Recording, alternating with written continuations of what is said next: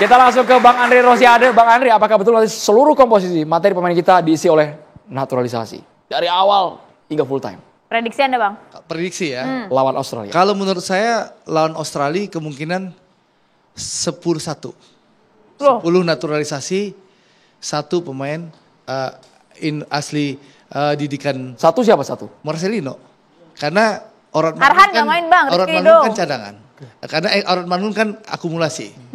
Berarti kemungkinan kalau prediksi saya di belakang 4 itu ya Mes sama Chai.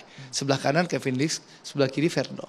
Di tengah tadi ada Joy, ada Tom Hai, lalu juga mungkin bisa didorong tadi Den James yang baru tuh, James baru, lalu Eliano di depan sama Ole. Jadi kemungkinan besar hanya Marcelino yang satu-satunya pemain kita yang ada. Tapi kalau di GBK ya kalau kita di GBK lawan Bahrain mungkin bisa 11-0. Prediksi saya. Semuanya karena Orad Mangun sudah kembali dari hukuman akumulasi. Kita jangan bicara, ini kan kalau kita kritik naturalisasi sedikit kan kita dibully nih. Tapi niatnya mau kritik apa enggak? Nggak, karena gini, artinya bermasalah apa saya tidak anti naturalisasi. Ya, karena bagi gini, keberhasilan timnas Indonesia ini didukung oleh seluruh rakyat Indonesia. Ya, didukung oleh pemerintah, didukung oleh DPR, didukung oleh federasi. Kenapa? Karena setiap ada pemain yang akan dinaturalisasi, prosesnya begitu cepat. Ya, pemerintah, federasi mengajukan ke pemerintah, presiden setujui, langsung dikirim ke DPR. Kita terima 1-2 hari, kita bikin rapat di Komisi 10 dan Komisi 13 langsung diparipurnakan dalam 1 minggu itu. Itu menunjukkan apa? Dukungan terhadap timnas luar biasa. Ya, federasi, masyarakat, pemerintah dan DPR. Jadi dukungan sudah full support. Gak ada yang gak didukung oleh seluruh lini bangsa ini soal timnas. Semua orang punya mimpi. Nah, bicara soal prediksi, ya kita tentu tidak boleh anti naturalisasi lagi. Kalau ditanya prediksi, kemungkinan kalau prediksi saya 10-1 lawan Australia, 11-0 nanti akan lawan Bahrain. Ya, kan bukan siapa yang main, tapi hasil. Betul kan teman-teman mahasiswa kan harapan hasil. Ya, bagaimana Patrick Kluivert harus mampu minimal mencuri poin, tapi sekali lagi bola itu bundar. Saya sih feelingnya insya Allah bisa menang lawan Australia. Karena saya lihat Sydney United lawan Bangkok United kemarin di AFC itu bisa mencuri poin waktu itu. Ya, jadi sebelum Oli Romini, ya Tom Haye atau Martin Paes main di Sydney, Arhan udah main duluan bulan lalu gitu loh. Dan kasih assist Coach Bambang Nurdiansah. Jadi harusnya Arhan juga dimasukin dong. Enggak, saya mau ngasih tahu bahwa kualitas pemain lokal kita juga tidak kalah. Ya, kualitas, dan itu dibuktikan di Piala Asia U23. Ya, mayoritas pemain nasional kita dari Liga 1 atau produksi SSB kita itu mampu bersaing di Piala Asia AFC U23 kemarin. Tapi ini soal kesempatan. Nah, jadi menurut saya bola itu bundar, sekarang tidak perlu lagi kita bicara masa lalu ya. Yang harus kita lakukan sekarang bagaimana kita mendukung penuh Patrick Kluivert dan tim benar-benar mampu meramu ya. Karena yang saya tahu bahwa kenapa Erick Thohir mengganti pelatih, karena yang beliau tidak puas dengan kinerja STY. Sederhana kok. Kalau puas nggak mungkin diganti. Berarti nggak puas.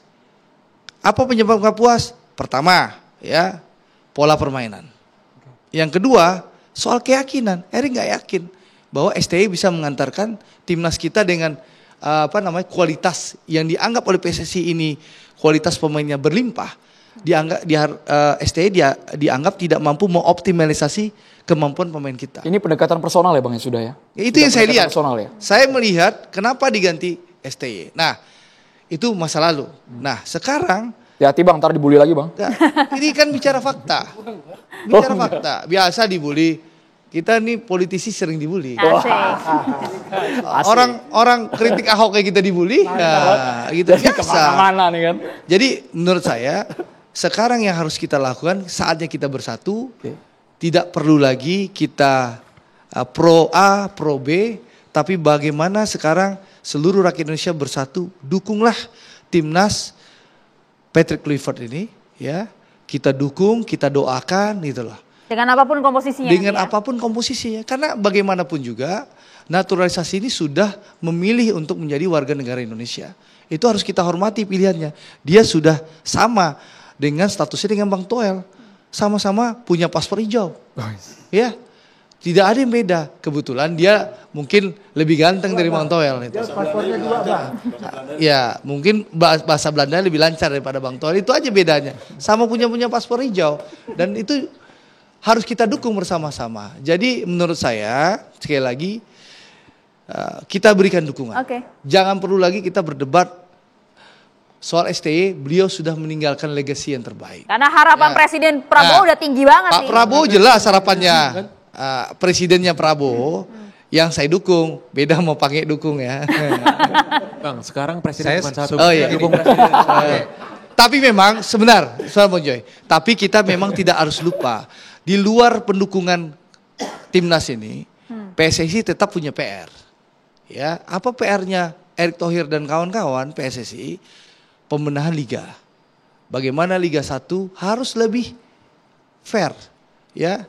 Bagaimana wasit VAR benar-benar bekerja lebih efektif. Oke. Yang kedua, Liga 2. Bagaimana Liga 2 musim depan harus pakai VAR, ya, supaya tidak ada lagi atraksi yang tiba-tiba muncul di Liga 2. Nah, bagaimana yang ketiga? Sebentar, ini penting nih. Bau mafia di Liga 3 harus diberantas. Ngeri. Ya, bau mafia di Liga 3 harus diberantas. Aromanya Bang ya. Ya, maka Liga 2 itu harus pakai VAR, Coach Bambang. Kalau nggak pakai VAR, bau mafianya akan. Dan pembenahan sepak bola itu tidak bisa dilakukan oleh PSSI saja. Asprofnya harus bekerja, Askot dan Askapnya harus bekerja. Tidak bisa diserahkan kepada PSSI-nya Erick Thohir semata. Jadi kerjanya harus beres. Dan itu bertabang jangka panjang. Bung Bertahap Joy boleh jangka komentar dulu. Saya udah nggak ada perdebatan lagi lah, kita harus lihat ke depan. Kalau saya begitu, nggak ada perdebatan Sintayong, Kluivert dan macam-macam. Tapi saya ingin men-challenge semua yang ada di sini. Toel, Bambang Nurdiansah, Pak Andre. Kita lolos ke Piala Dunia. Saya begitu. Oke? Kita setara sama Jepang. Oke? Jepang, kalau saya lihat Jepang itu, waktu dia lolos pertama kali ke Piala Dunia tahun 98, itu tim juniornya itu udah juara-juara juga bener nggak? Korea lolos ke Piala Dunia, tim juniornya tuh kalau kita lolos ke Piala Dunia kita setara sama mereka. Tapi apakah benar setara? Saya challenge pemikiran kritis kita. Apakah kita benar setara dengan mereka? Ya kan? Saya bayangkan kita lolos ke Piala Dunia, Malaysia datang, Thailand datang mau belajar sama kita. Ternyata Liga 1 kita masih gini-gini aja. Nggak pernah kita bicara di tingkat Champion Asia kan? Kita level 2 malah. Benar nggak Toel? Ya kan? Terus setelah lolos ke Piala Dunia kita hebat, seolah-olah kita hebat seperti Jepang. Lalu apa? Yang dibilang Pak Andre tadi, yang terakhir, itu kan yang sebetulnya harus kita tuntut dari sekarang. Yang saya bilang di awal tadi, gitu loh. Oke, Pak Erik dengan segala upayanya, saya tidak mempersoalkan naturalisasi dari sisi legalitas, dengan segala upayanya mau mengakselerasi Indonesia masuk ke Piala Dunia, tapi what next? What next? Gitu loh. Karena kata-kata pun tidak ada. Anda kalau bicara EPA misalnya, Pange, EPA-nya Persib lah, Persija, siapapun yang sekarang dibicara EPA, emang mereka ambil pemain dari mana? Dari SSB. Kecuali beberapa ya mungkin ya. Tapi yang lain-lain kan ambil dari SSB. Apa mereka Persib, Persija dan siapapun lah yang ada di EPA 16, 18, 20 sekarang itu membina pemainnya sendiri? Kan enggak, gitu loh. Jadi kita ini membangun menara, kelihatan kita megah, kita masuk Piala Dunia, tapi fondasinya kita keropos. Apa itu yang kita mau? Apa itu yang kita mau? Kita hebat sebagai negara yang masuk ke Piala Dunia lewat kualifikasi. Tapi ternyata kita tidak punya fundamen. Apa itu yang kita mau? Saya men-challenge semuanya. Itukah yang kita mau? Kita masuk ke Piala Dunia tapi kita keropos di dalamnya, karena kan buktinya memang keropos. Coba berikan bukti kepada saya kalau kita lolos ke Piala Dunia, fundamen sepak bola kita kuat. Di mana buktinya? Oke. Di mana buktinya? Mikir semua. Bung Pangi? Bu Pange? Saya sebenarnya mau mengamini apa yang Mas Joy bilang ya, bahwa kalau kita lihat di contoh manapun di seluruh dunia, dan Coach Bambang nanti bisa mengkoreksi saya kalau salah, bahwa pembinaan sepak bola itu nggak mungkin nggak ada state intervention, nggak mungkin dilakukan sendiri, gitu, nggak mungkin. Kita lihat negara-negara tadi kayak Jepang yang bilang sama Mas Joy, itu negara hadir di situ, gitu. Dari mulai pembinaannya di level junior, kompetisinya, bahkan salah satu kompetisi olahraga terbanyak penontonnya di Jepang itu adalah kompetisi bola SMA. Itu bisa dicari di YouTube dah, itu gila banget penontonnya, udah bener-bener. Nah itu yang mengilhami Anim Tsubasa itu kan kayak gitu tuh.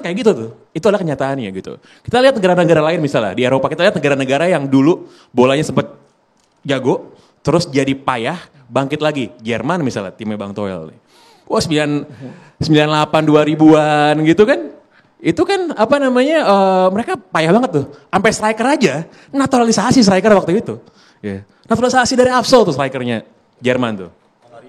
Ada dari Hongaria juga, Dandi. Nah kenapa? Waktu itu government-nya bikin intervention. Kita harus bikin training camp par excellence di level-level tiap kecamatan tuh seluruh Jerman. Memang Jerman sama Indonesia negaranya beda jauh ukurannya ya. Yeah. Tapi disitulah tiba-tiba investasi mereka 5, 6, 7 tahun.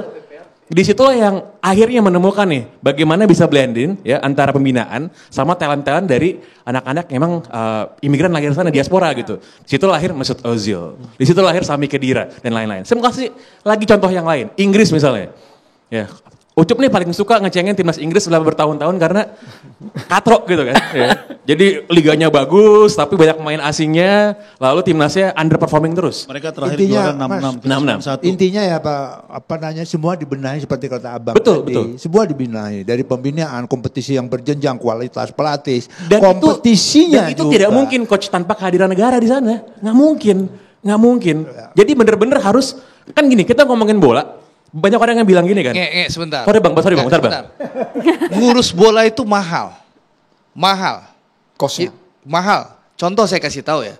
Saya bicara sebagai pelaku sepak bola, bukan sebagai politisi ini. Ya. Banyak tim Liga 1 sekarang yang sekarang nunggak gajinya. Dan itu klub-klub besar. Saya nggak mau nyebutin lah. Tapi kan sudah ada di berbagai media. Ya.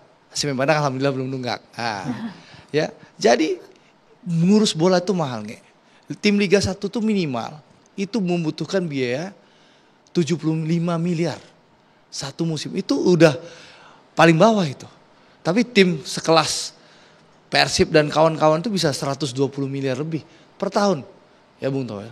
Itu biaya mahal. Dengan kondisi ekonomi sekarang yang melanda seluruh dunia ya, bukan Indonesia saja. Ini memang sulit untuk memilih sepak bola. Jadi sepak bola itu mahal. Nah, dan ini sekali lagi butuh peran negara, peran banyak orang untuk membangun sepak bola. Silakan Pak Nge, saya mau ngasih tahu itu di. Saya cuma mau namain dikit aja, dan saya sepakat dalam hal ini ya. Karena memang negara harus hadir. Kenapa? Gini, kita ngomongin olahraga ini kan, kita ngomongin bola ini, bukan cuma ngomongin olahraga doang, gitu. Karena olahraga itu cuma 11 lawan 11 selesai urusannya. Kita ngomongin banyak di sini yang terlibat. Kita ngomongin infrastruktur, kita ngomongin bisnis, ngomongin ekonomi, dan yang paling penting, kita ngomongin itu joy of the people, kita ngomongin. Ini orang emosi satu negara ini bisa terpengaruh gara-gara hasil pertandingan bola. Gitu. Kenapa sih kita mikirin bola dikala banyak hal lain yang sebenarnya lebih penting untuk dipikirin, gitu kan? Kenapa? Karena ini menyangkut kebahagiaan orang. Makanya ada yang bilang bola itu sebenarnya nggak penting. Tapi dari sebuah hal yang nggak penting, yang paling penting itu sepak bola. Gitu. Karena itu ngaruh ke banyak hal. Dan itulah kenapa kita naruh perhatian ke sana. Gitu. Ini tuh more than just a sport gitu. Itu menyangkut banyak orang, dan yang paling penting menyangkut kebahagiaannya masyarakat. Kebahagiaan dan juga bola pemersatu bangsa, Bung Toel ya. Nanti kita libatkan mahasiswa juga, Bung Toel. Tapi sepertinya kita harus ada yang lewat berikut ini. Oh siap. Hanya di Catatan Demokrasi pemirsa.